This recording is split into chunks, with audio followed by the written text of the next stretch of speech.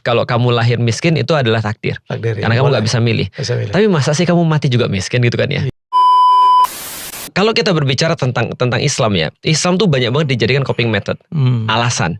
Padahal sebenarnya dia bisa untuk melawan seperti itu. Artinya contoh gini ya, kalau andai kan misalnya tidak ada sahabat-sahabat yang mikir untuk jadi kaya, maka siapa yang biayai perang Tabuk? Siapa yang biayai perang Mu'tah? Siapa yang biayai perang-perang Rasul yang sangat banyak itu gitu kan ya, yang costly? Siapa yang ngurusin orang-orang dan seterusnya? Itu perlu orang kaya. Dan kita tahu di awal-awal sebelum Islam dipraktekkan dalam bentuk yang penuh pun, Abu Bakar yang funding dan membayar orang-orang yang supaya masuk Islam. Dia invest pada Bilal berapa ratus juta tuh, atau berapa miliar dia investnya, gitu kan? Nilai sekarang ya. Nilai sekarang. Nah artinya tetap aja adalah menurutku sih ya, benar tadi kalau kata Bill Gates, kalau kamu lahir miskin itu adalah takdir. Karena kamu nggak bisa milih. Tapi masa sih kamu mati juga miskin gitu kan ya?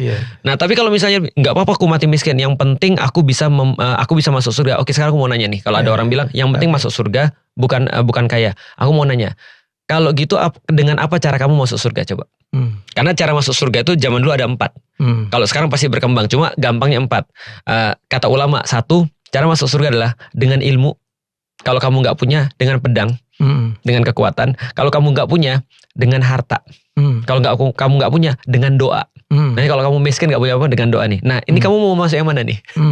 Karena kalau misalnya dia nggak punya semuanya, dia harus minimal dengan doa kan. Nah dengan doa itu dia nggak bisa komen seperti itu.